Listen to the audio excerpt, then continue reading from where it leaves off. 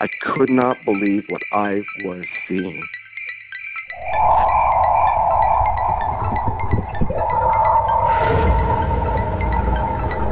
I could have filled the back of his head with 5.56, which is an absolute joke. Well, it's not an ape, because if the Sasquatch was an ape, we would already have one. What are these elusive hominids that stalk the wilderness? Your host, two-time witness and field researcher for more than 40 years, William Jevning. Welcome to the mystery. Welcome to Creek Devil.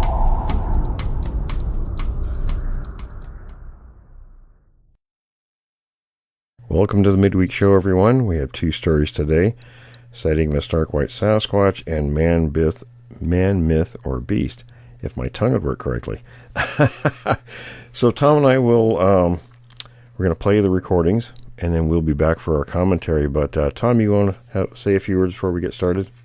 Yeah, absolutely. I just want to say click the like, share, and subscribe button if you haven't done so already. And you can support Creek Devil with Patreon. We have a link in the description. All right. Everyone stand by. We'll start the recordings, then Tom and I will return for our commentary. Welcome. This is being brought to you by William Jevning and is being narrated by me, Jim Sower. Sighting of a stark white Sasquatch is recalled. Franklin County, Missouri, July through August 2004. By Amber Nicole Hildebrandt. Franklin County, Missouri, July-August 2004, approximately 2 to 3 p.m., Hendricks Road, though I am not sure if it was North Hendricks Road or South Hendricks Road. Description: the Sasquatch was a brilliant white, long, straight, and clean hair covering from its head down to its legs, large black eyes, walks on 2 legs, long arms, somewhat hunched as it walked aimlessly, fully aware of our presence but unconcerned. Maybe 6 feet tall, could have been taller or a few inches shorter. Seemed to be elderly. No hair around its eyes, except for maybe a few long hairs from the top of its head that hung down. Very quiet. Made no noise at all when it walked. Was unperturbed by the dog barking. Did not look at us directly until I opened the door and peered out at him. He then met my gaze, and his eyes held great emotion, such as what appeared to be sadness, curiosity, peace, and a gentleness, as well as wisdom. He was not aggressive at all, not in body, language, or facial expression, or anything else. Appeared to be searching for something on the ground. Oh, where do I start? Well, first of all, I was visiting my parents' home, which was a trailer in Lonedale, Missouri. I lived in Warrensburg, Missouri at the time, so it was about a 4-hour drive to get there. Because of the drive, I would stay for at least a week each visit. I brought my 4-year-old son each time as well. It was probably about 2 to 3 p.m. in the afternoon, but I only think this because, 1, there was full sun, and 2, my mother, who is disabled, was napping, and that is usually the time she would lay down. My son, their dog Buddy, and I were all sitting on the back deck of the trailer, although we referred to it as the front porch because the driveway is on that side of the house, and that door is the only one that we use to enter and exit the trailer. So the 3 of us were sitting there, just chatting, and something caught my attention directly ahead of me and a little ways off in the distance. I remember thinking it was a person, as it was walking, but as it drew closer, I could see long white hair covering it. I had an instant instinct to get my son in the trailer, so I hurried him inside, and I followed. I closed the screen door and continued to watch this thing up the slight hill and toward the trailer. I felt horrible for Buddy, who was only an outside dog, because I had left him out there and he was very scared. He had hopped down from his chair and got under it. Buddy was a brave little dog. used to helping herd cattle with my dad, but he was shaking and barking very unconvincingly at the thing that was approaching. I stood there inside the doorway and just stared at the Bigfoot, though I didn't connect Bigfoot with what I was seeing at the time, and I think I might have heard about Bigfoot only once or twice many years before. When I recounted this event to my husband, I told him that my brain was acting as a Rolodex of animals that I knew of, and nothing matched what I was seeing. I kept saying out loud, "What is that? What is that?" And my son kept answering, "I don't know." I know without a doubt that the Bigfoot was well aware of our presence even before I was aware of his. He, or she, though I felt it more masculine, walked what seemed intentionally in our direction, though not looking at us, and I know he must have heard Buddy barking, but he acted as though he didn't. The Bigfoot seemed in no hurry at all, and even almost like he was just out for a stroll. He continued toward the trailer until he reached a wood fence that served no fencing purpose, but was more decoration, I suppose.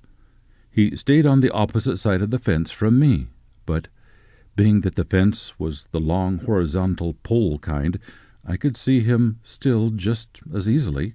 Again, Buddy is still barking, though not near as often, and yet the Bigfoot paid him absolutely no mind and didn't look in Buddy's direction, which was also in my direction. The Bigfoot wandered slowly beside the gate while looking down at the ground, as if he was looking for something in specific. He was slightly hunched over, but still tall, although I wouldn't guess as tall as other Bigfoot that might have been seen. I would have to go back to the fence and see for myself, because I was higher up than it, and that may have caused it to appear shorter to me. However, at least 3 feet of it was above the fence. I would say between 5'5" and 6 feet tall. Also, I would guess that the deck was about 30 feet away from the fence. I might have been about 6 feet further back, being that I was inside the trailer. Still, I consider that very close, and feel blessed that our encounter lasted for at least 3 minutes, maybe longer. The most distinguishing characteristic of the Bigfoot was the brilliant white long hair that it had. It seemed to shimmer in the sunlight. I have to say that it was beautiful and very clean.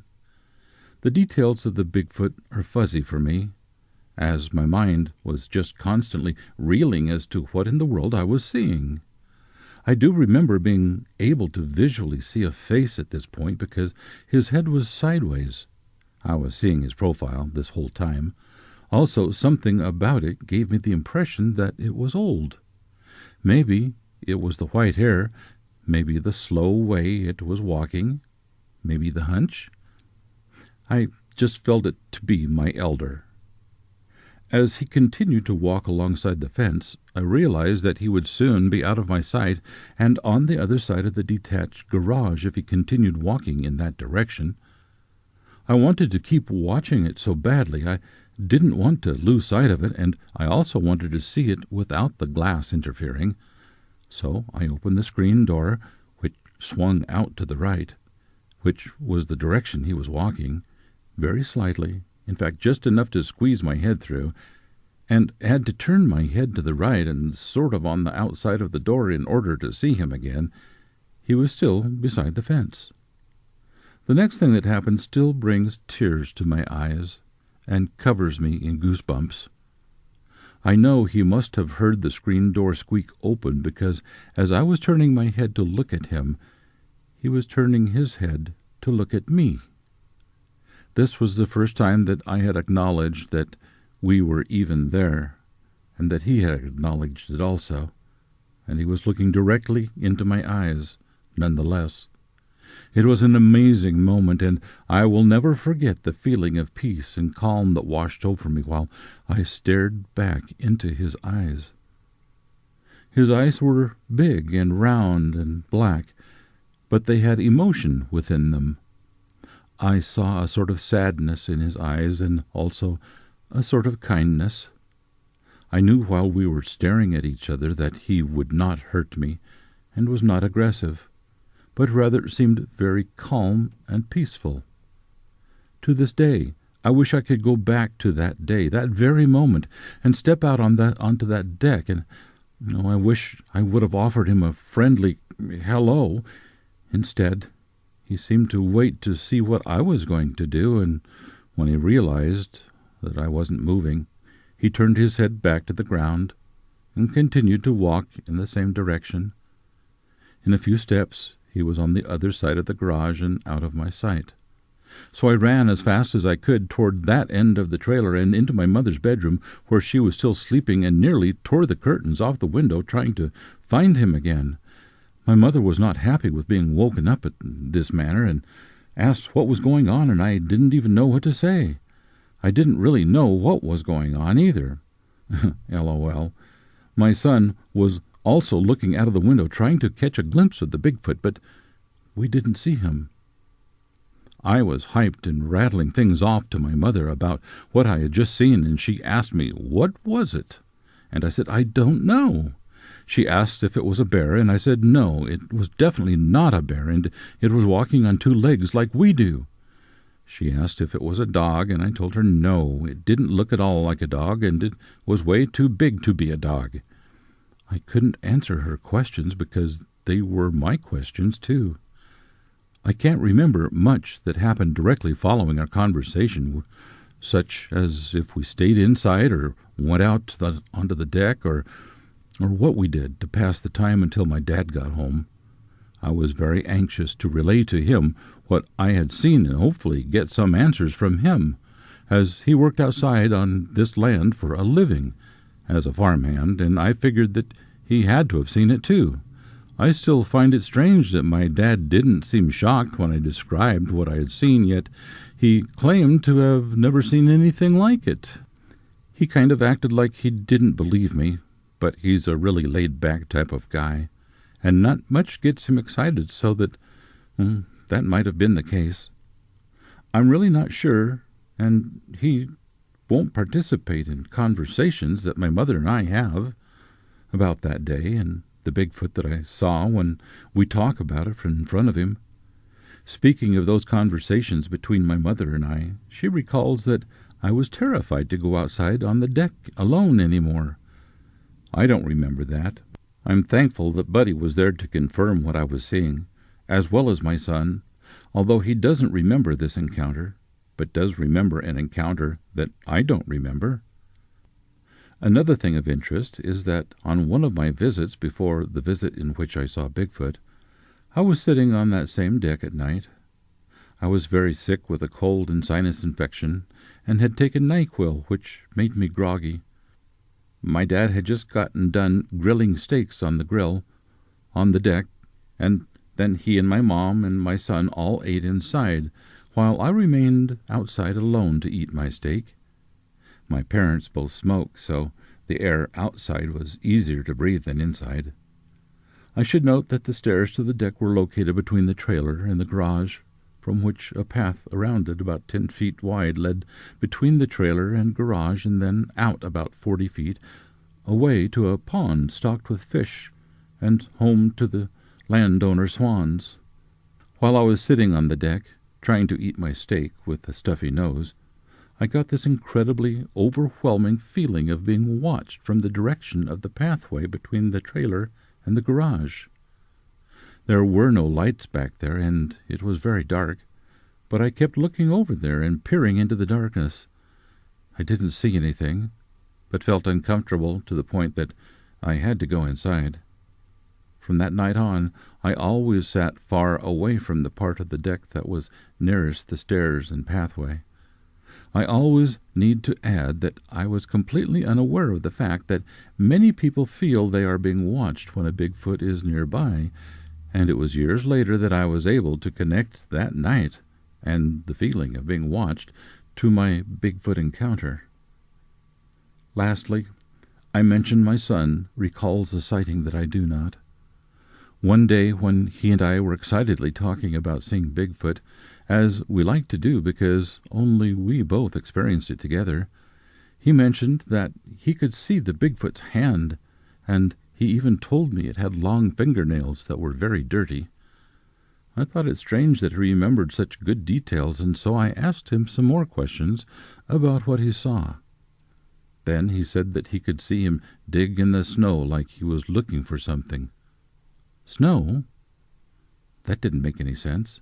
So I asked my son to tell me what happened from the beginning, and this is what he said, and still says each time I ask him to tell me.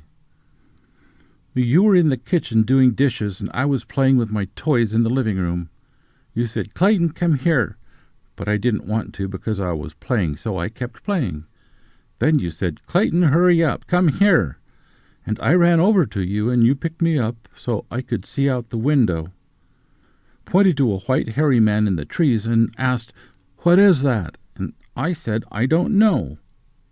I then asked Clayton to tell me what he saw the Bigfoot doing, and Clayton replied, "Well, he was digging in the snow with his hands like he was looking for something. Then he would pick up grass and eat it." I asked Clayton how big he was, and he said, probably about 10 feet tall, but he was bent down, so I don't know for sure. I asked Clayton what happened next. He said, I said I wanted to get down because I was really scared.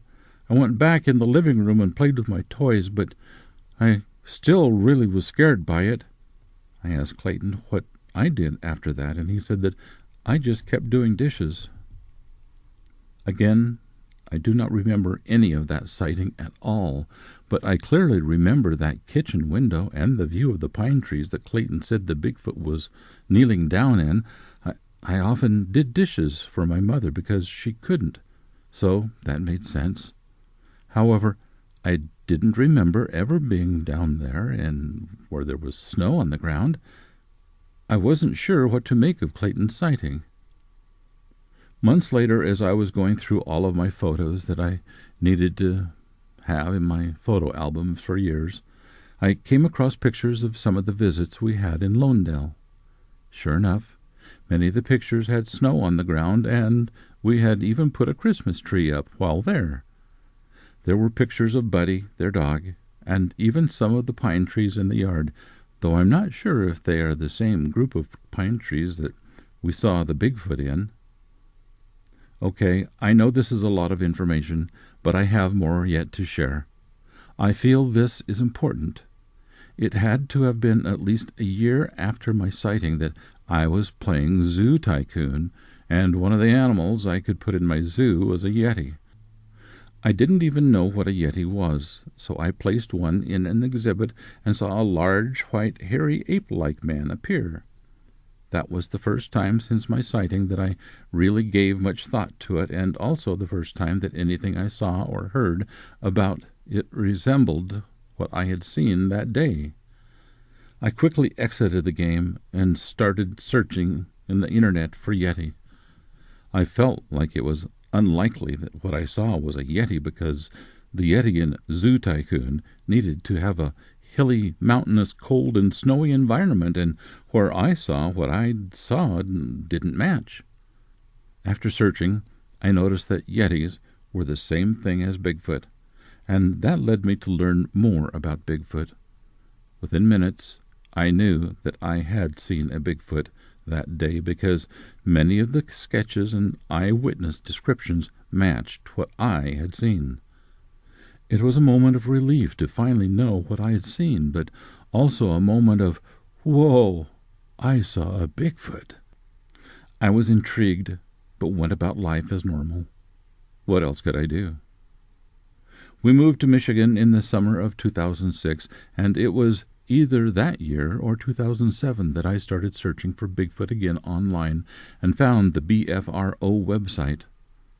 I became addicted, read every report for Missouri and Michigan, learned a great deal about Bigfoot, and it all just made me want to have that moment to do all over again.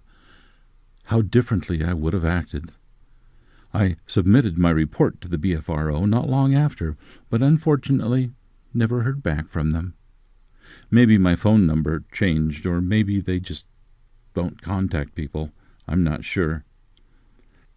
Today, after looking at the BFRO website, some more, and watching videos on the BFRO YouTube website, I decided to search for other websites regarding Bigfoot, as I had read and visited almost every page on both sites and wanted to know more. The search results contained this website, and after reading your homepage remarks, I knew this was a website that I could trust. I've read many of the sightings you have listed, many of which are completely new to me. I watched some of the videos and even read pages and pages of stories and information such as the numerous names Bigfoot is called by all different Indian tribes.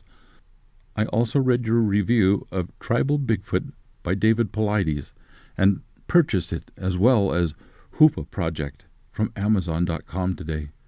Can't wait to read those. I appreciate all of the information you share and the credibility of your site. Thank you. By the way, as I've been writing this message, I've been mentally debating on whether or not to include things that I saw when I was a child or not. Everyone always thought I was either lying or crazy when I would tell them as a child, so I find talking about what happened and what I saw was difficult. However, as I mentioned, I've read many of those story sightings, and here I realize that stranger things have happened. I'd like to say that these things may have absolutely nothing to do with Bigfoot, but after having learned what I have, I find that the similarities make this worth mentioning. I was 9, possibly 10 years old, and was laying in my bed one night, trying to fall asleep, but I kept hearing things that scared me, so I had one eye open until I could no longer keep it open, and I must have fallen asleep. On this night, like many others, one of my babysitters was spending the night because my mother was, at the time, an RN who worked 12-hour night shifts. I woke up to the sound of scratching on my closet door, which was shut, and immediately assumed my cat, Lacey Bell, had been shut in there. This really doesn't make sense as to why I thought that, because she seldom went into closets. I got up, without thought or fear, and opened my closet door. I was looking into the bottom of the closet, and Lacey wasn't in there, but something else was. I looked up, and way above my head were 2 large red eyes just staring back at me. The rest of my closet seemed to be pitch black and never-ending. I stood there frozen, terribly scared, and then took off running out of my room and toward the kitchen, just screaming. My babysitter ran into the kitchen not long after and was frightened by my reaction. I told her that I saw 2 big red eyes in my closet, and she was not convinced. However, she did let me sleep with her for the rest of the night.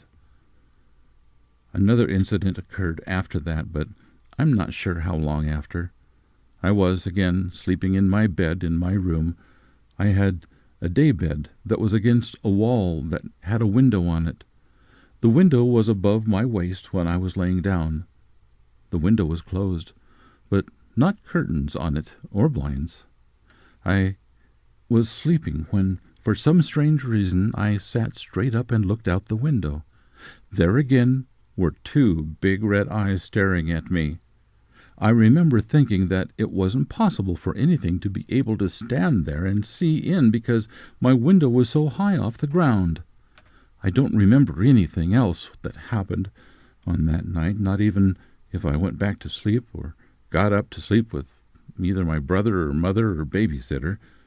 I do remember not feeling like I could tell anyone about this incident because of the ridicule that I got from the first time, so I kept it to myself. I may have told my best friend at the time, though. I remember she believed me about seeing the eyes in my closet. She told me it was the Grim Reaper, which I had never heard of. I cannot honestly tell you how high the window was from the ground, but I think it was possibly 15 feet from the ground. I also think I was slightly looking down at the eyes that I saw, but can't say with certainty. Okay. As if I haven't already written a novel here, I have more to add. I don't want to leave anything out, as it can't hurt anything, and it may be of help. 2 years ago, in Michigan, where I now live, during the summertime I awoke to the most haunting sounds I have ever heard. I had my bed pushed up against the window, as it was hot and we don't have air conditioning, and my husband and I were sleeping. I remember hearing the noise and slowly waking up and becoming aware of it as it grew louder and higher. My eyes went wide and my whole body tensed up, and I just lay there stiff as a board, unable to speak, unable to move. The noise would go off and was fairly lengthy. It stopped for about 20 seconds and then repeat. I would go back and forth between thinking a woman was being murdered in my front yard to a little girl being murdered in my front yard to a ghost. Those three kept rotating in my head as the noise, scream, howl, cry continued to repeat and slightly change. I remember thinking that the sound seemed to be coming from our garden, which was and is about 300 to 500 feet straight out from our house and my bedroom window. Believe it or not, I began to fall back asleep after not having heard the sound for a long time, but woke up in a panic again when the sound started again. This time I started to shake my husband in an attempt to wake him and said his name quietly at the same time. He was halfway awake and grumbled, "What?" And I said something like, "Someone is being hurt in our front yard. Listen." We laid there and listened, but the noise didn't happen again. So I told my husband what the noise sounded like and how scared I was, and he told me it was probably a rabbit being killed. Well, I don't claim to be accustomed to the sounds of animals and what sounds they make and what are typical noises that everyone knows, so I don't know what a rabbit being killed sounds like. But I can say that I know this noise could not have come from a rabbit. It was too loud, much too loud, and sounded human at times, and then sounded spooky, for lack of a better word that really describes it. It didn't cross my mind that it was a Bigfoot at the time. It wasn't until I read that Bigfoot howls and screams, which later on, that I put the two together. I've listened to the vocal recordings of Bigfoot since then, but none of them sound exactly what I heard. The audio recordings sound more animal-like than what this did. Okay, last thing. It was winter of that same year, and there were at least 2 feet of snow on the ground. I noticed footprints in the side yard of our house while looking out a window and checked to see where they came from and where they went to.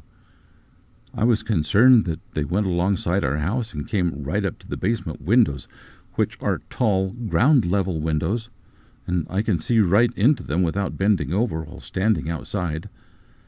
I asked my husband when he got home if he walked around the side of the house, and he said no. I told him there were footprints out there that come right up to the basement windows, so he said he would go and look, and I went with him. One thing I noticed was the size of the footprints. They seemed very long, and I told my husband this. He disagreed and put his boot into one. It was shorter than the print by a couple inches at least. The second thing I noticed was that there was no drag in the snow between the footprints. I wondered how anyone could walk in that deep of snow and only leave impressions of where the feet came down. The third thing I noticed was that the stride was of good measure as well. It looked like someone would have had to lean really far over and then take a step in order to make a stride that long, but how could someone do that without leaving drags in the snow? I was very concerned because it was apparent that someone has been walking next to our basement windows on purpose. The last thing I noticed was that the footprints had no determinable beginning or end. The first one I found was in between some pine trees at the front of our house. Then they continued on all along the side of the house, only to stop near the back deck, which is right around the corner of the house. My husband had no comment on that either. He did call his dad, though, who lives just behind our backyard and a little down a hill, and asked if he had walked around the corner of our house. His dad said no, No one had been out there that he knew of. Not me, my husband, or my children, and it was not prints made by my dog or cats. My husband concluded it must have been a meter man. I've never been able to convince myself of that. Now I've listed 6 incidents that have happened in my lifetime. I know without a single doubt that the summertime sighting was a Bigfoot. The other 5 I am not able to say with such conviction that they are related to Bigfoot. However, I do wholeheartedly believe my son about seeing the Bigfoot in the snow, but I can't say with certainty that I saw a Bigfoot that day because I don't even remember that at all. I feel foolish to even suggest that all of these could be Bigfoot related, as 2 occurred in Smithville, Missouri, 2 occurred in Lowndell, and 2 occurred in Michigan. Has anyone ever been so lucky as to see and hear Bigfoot or evidence of Bigfoot that many times and in such dispersed locations? Part of me wonders if there is any such thing as Bigfoots being drawn to certain people, and if I may be one of those people? I don't mean to sound arrogant at all, so please don't take it that way. I'm just curious if anything has ever been mentioned or studied or noticed like that before. I suppose if something like that has happened, and it is a possibility, I'd really like to know so I can prepare myself for more memorable moments with the big guy. Smiley face. This is the end of the reading. Thank you for listening. Welcome. This story is being brought to you by William Jevning and is being narrated by me, Jim Sower. This story comes to us from Argosy Magazine, December 1977. It's titled Bigfoot, Man, Beast, or Myth, and is written by Jeff Williams. The number of reports from respected people, the finding of footprints in areas too remote for pranksters to expect success, lends credibility to the belief that something is out there. But what? There was a downdraft of cool mountain air following Virgil Larson as he moved down the forested slopes of Mount Shasta. Even though weighted by a chainsaw and tools, Larson moved through the Northern California woods with practiced ease. He was a timber faller and had worked in the woods for 30 of his 47 years. His partner, Pat Conway, was off to the left, and Larson could no longer see or hear him. At the base of a towering Douglas fir, Larson sat down for a quick smoke. It was 8:30, Friday, September 3rd. As he smoked and enjoyed the cathedral solitude of the forest, he heard the sound of someone moving toward him from above, the sound of feet breaking the carpet of twigs and underbrush. Idly, Larson looked up and saw a figure moving easily toward him through the light-patterned woods. Must be the Forest Service guy coming down to check what we're cutting, he mused to himself. He glanced back at the figure, which had closed to 30 feet, but was moving away at a tangent. Thinking the ranger had missed him, Larson yelled. At that, the figure turned his head toward Larson as if seeing him for the first time, but kept moving away in long, swinging strides. Larson yelled again at the tall figure as it dropped down the ridge a little and disappeared behind a screen of trees. Larson began to get to his feet to see where it had gone. Abruptly, a few dozen feet below him, the tall creature rose from behind a bush and stared balefully at him for a long second before disappearing. At that moment, I realized I didn't know what the hell I was looking at, and that's when I took off. Larson, a normally quiet and reserved man, ran in terror down the other slope to his partner. Together, he and Conway returned to where Larson had been sitting. That was when they first became aware of the stomach-churning odor in the forest. It smelled rotten and rancid like an old bear hide, Larson recalled. To estimate the creature's size, Conway went behind the bush where it had been. Only by pushing his hat up on a stick could he be located behind the bush that the creature had easily looked over. It had to be about 7 feet tall, but I don't know what it was, Larson said. I can only remember it looking over the bush, and I knew it wasn't a bear. Bears don't walk through the woods on 2 feet. I can only remember from the hairline up, just dark hair pushed straight back. I can't remember the face at all. Larson studied the burning cigarette between his fingers and quietly admitted he lies awake now, wondering what he saw. Was it Sasquatch? The giant ape-man that thousands believe stalks the vast mountainous forest regions between Northern California and British Columbia? Larson just shakes his head. The shock of seeing something so strange has blanked his mind on the subject. Larson's foreman, when questioned about the reliability of his faller, was blunt. "Let me put it this way," said Ralph Gant. "If Larson told me he had seen Jesus Christ, I would believe him." Sergeant Walt Bullington, the deputy sheriff who investigated the sighting, said, "I think he's telling the truth, and as he knows it, he's not falsifying." Larson is just one of numerous reliable men who have spent years in the woods and have nothing to gain but the scorn of fellow workers who admit to seeing that giant hairy creature commonly known as Bigfoot or Sasquatch. Unquestionably, there are mistaken sightings and outright hoaxes, but the number of reports by respected men finding of footprints in areas too remote for pranksters to expect success lends credibility to the belief that something is out there. And that something is generally reported to be about 7 feet tall, covered with dark hair and virtually no neck. It has massive shoulders. Obviously, is heavy and leaves man-like footprints 14 to 18 inches long and 8 inches wide. The reports are not just a new fad. In April of 1840, the Reverend Elkanah Walker, missionary to the Spokane Indians, wrote a long letter to his superior filled with misgivings on the future of the Indians. They seem as fated to fade away before the whites as the game of their country. In closing, he added this surprising note: "I suppose you will bear with me if I trouble you with a little of their superstition. They believe in the existence of a race of giants which inhabit a certain mountain off to the west of us. They say their track is about 1.5 feet long. They will carry 2 or 3 beams on their back at once. They frequently come in the night and steal their salmon from the nets and eat them raw.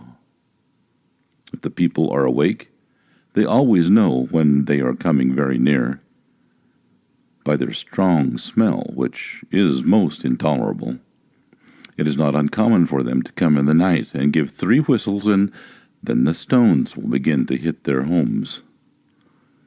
Since that early report, stories of Sasquatch have become legend. One of the most controversial pieces of evidence surrounding the creature centers on a short length of 16mm film shot in 1967 by a rancher named Roger Patterson.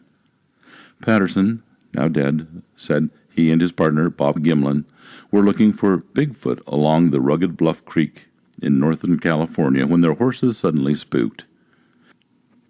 Patterson was thrown, but struggled to his feet with camera in hand to make a jerky film of what appears to be a female Sasquatch moving away rapidly at an oblique angle. The creature turns and looks toward the camera, and her ponderous, hairy breasts are visible. Precisely because she had no hair on her breast, the film was rejected by many scientists who note that even on gorillas there is virtually no hair. Also, it walked in an upright manner that was unacceptable to most scientists. It was a powerful, rolling gait of considerable speed, yet it did not run. However, even the specialists at Disney Studios could not prove the film a fake. A group of Soviet scientists who are searching for their own Bigfoot, which they call, more accurately, a relic hominoid, viewed the film and agreed that because of the size of the muscles rippling visibly beneath the hairy coat, it was not likely faked, wrote Dr. Dmitry D. Donskoy, chief of the chair of biomechanics at the USSR Central Institute of Physical Culture in Moscow. With all the diversity of the locomotion illustrated by the creature in the footage, its gait, as seen, is absolutely non-typical of man. Apart from the film, footprints with the distinctive hourglass outline are the only tangible evidence that such a creature, a giant creature, may in fact exist. And those footprints trouble the highly scientific mind of Dr. John Napier, a visiting professor of primate biology at the University of London. In his book, Bigfoot, Napier studied hundreds of samples of the broad prints and said, "There is a curious and persuasive consistency about the hourglass footprints. They present an aberrant but nevertheless uniform pattern. This is hard to reconcile with fakery." Napier, a specialist in the anatomy of ape and human feet, also studied casts from a set of prints in Bossburg, Washington, that stretched half a mile. Napier was surprised to find that the right foot was a club foot, possibly the result of a crushing injury in childhood. It is very difficult to conceive of a hoaxer so subtle, so knowledgeable, and so sick, who would deliberately fake a footprint of this nature. I suppose it is possible, but it is so unlikely that I am prepared to discount it. Napier concludes by saying, "I am convinced that the Sasquatch exists, but whether it is all that it is cracked up to be is another matter altogether. There must be something in Northwest America that needs explaining, and that something leaves man-like footprints. The evidence I have adduced in favor of the reality of Sasquatch is not hard evidence.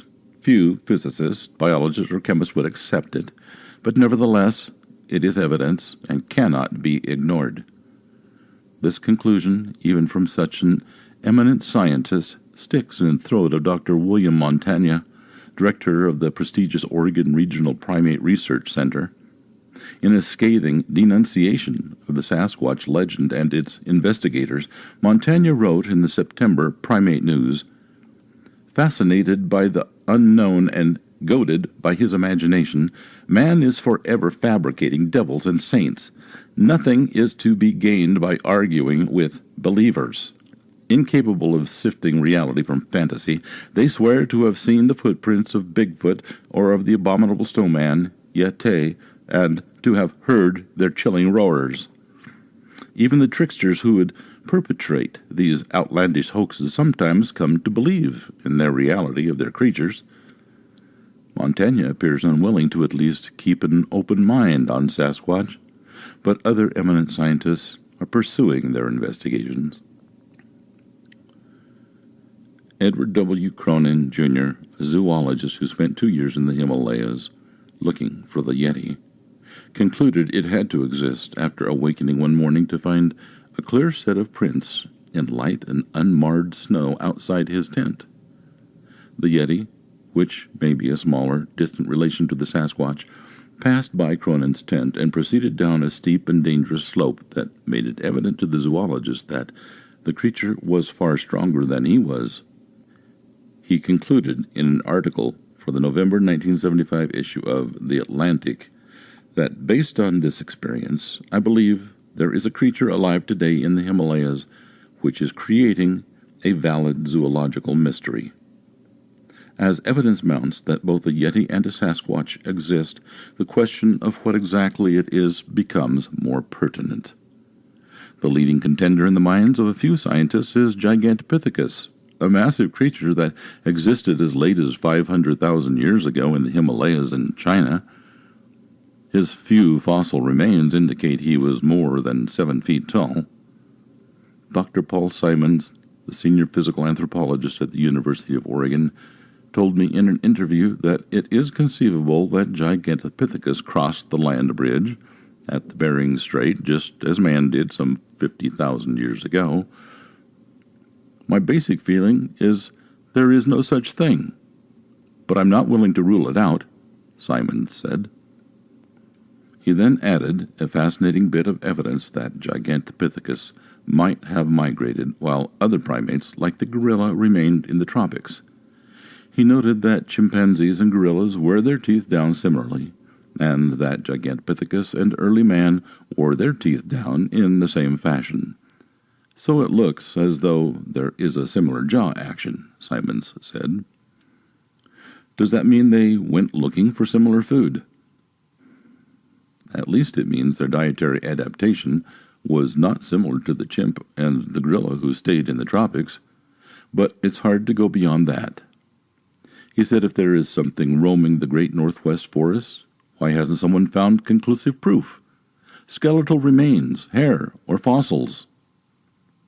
Such questions make thousands of skeptics react like Den Mott, a rancher who has spent most of his 42 years hunting and fishing in the mountains of California. Bigfoot is just a bunch of crap. With all those hunters out there every year, someone would have found one or shot one by now if it was really there. One man who ardently believes both that Sasquatch is in fact out there, but should never be shot, is Peter Byrne, a Britisher. Actually, he's Irish, in his early 50s. Byrne has all the rugged looks of a professional game hunter, which is precisely what he was for 20 years in Nepal. Then, beginning in 1962, he made 2 expeditions in search of the yeti. Although both failed, Byrne became convinced the yeti existed. Then, at the urging of Texas oil millionaire Tom Slick, Byrne came to the Northwest to use his hunting skills in finding Sasquatch. For 6 years, Byrne has continued his lonely search, what he terms the ultimate hunt, but now, instead of a rifle, he carries a camera. From the modest trailer he calls home in the Dalles, Oregon, Byrne points at the dark coniferous forest that begins not far away. Once you go 50 feet into those forests, you simply disappear. It is as dense as any jungle, and we're dealing with a nomadic group, or individuals who stay in an area only one day before moving on. This adds to the difficulty of finding them. Byrne notes that the soil of the Northwest is too acidic for fossils, and that if a Sasquatch did die in the forest, other animals would eat it and scatter the bones within days. With only a handful of the creatures around and thousands of square miles of extremely rugged mountains, it is conceivable for Sasquatch to remain largely invisible. One only has to recall Ishi, the last of a Stone-Aged Indian tribe who remained hidden with his family in a canyon only 8 miles from Oroville, California in the early 1900s until he voluntarily appeared. The Tassidae tribe, another Stone Age people, were found in the Philippine jungles only in 1971. The mountain gorilla was not proven until 1902. Byrne, who has never seen or heard a Sasquatch, has seen 16 separate sets of prints that he, a veteran tracker, believes to be the real thing. If he feels sure that the Sasquatch are out there, why continue to hunt them down? It doesn't seem important except for one reason. We're not going to get protective legislation for something that is not proven. When it is known to exist, there will be expeditions, and some scientific expeditions can be awfully ruthless. We hope there will be full protection to the point where even a scientific expedition from the Smithsonian Institution will not be allowed to collect a specimen. Another veteran Sasquatch hunter is George Haas, a scholarly 70-year-old man who lives in an Oakland, California apartment filled with books and files on Sasquatch. Haas has the most extensive files on Sasquatch in the country, 3,000 news clippings alone. Like Byrne, he is strongly opposed to any talk of killing a Bigfoot just to prove it exists. The last thing we need to do is shoot or even capture a specimen. It is more than a rare animal. It may be a primitive man. To kill him would be murder. Indeed, why find him at all? To protect him, some argue. But if Sasquatch is proven to exist, there will be massive hunts by amateurs and professionals alike. It seems all too conceivable that the pressure of organized drives for Sasquatch, complete with helicopters and listening devices as used in Vietnam, would force the creature totally out of the area or into extinction. Find Sasquatch? To what end? So he could spend his life behind bars in a zoo? Or be constantly probed and prodded by scientists, made cranky because they will have to rewrite their concepts of evolution? If Sasquatch exists, and the weight of evidence that he does is too much to ignore, then it seems best to let him and our dreams continue happily apart. We may find that we enjoy the legend of Sasquatch much more than the smelly beast itself. Copyright Argosy Magazine, December, January 1977.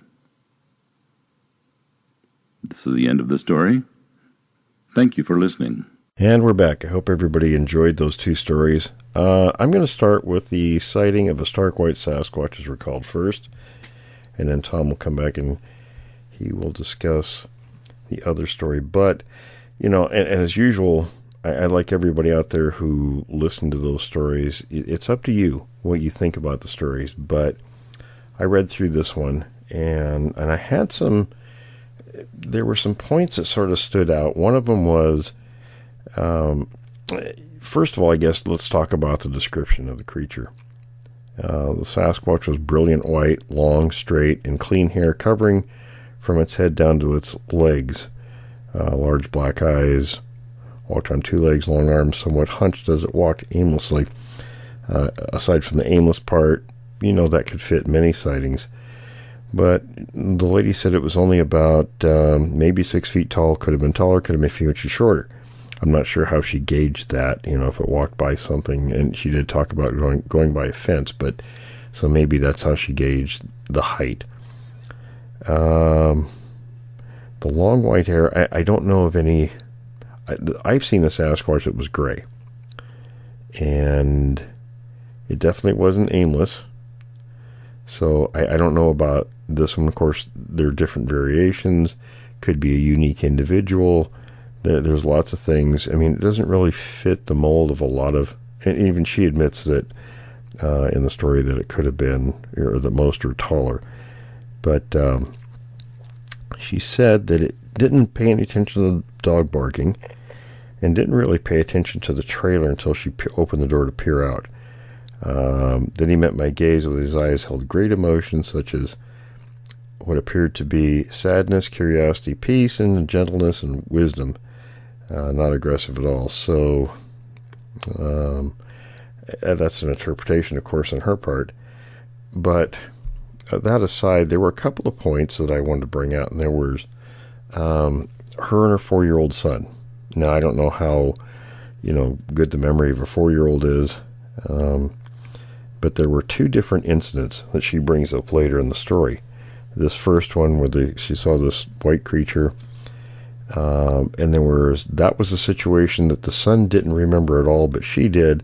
And then apparently there was another incident where she was looking out the window, and the son recalled that, but she had no memory of it. So I'm a little bit lost on, why there were the two witnesses together.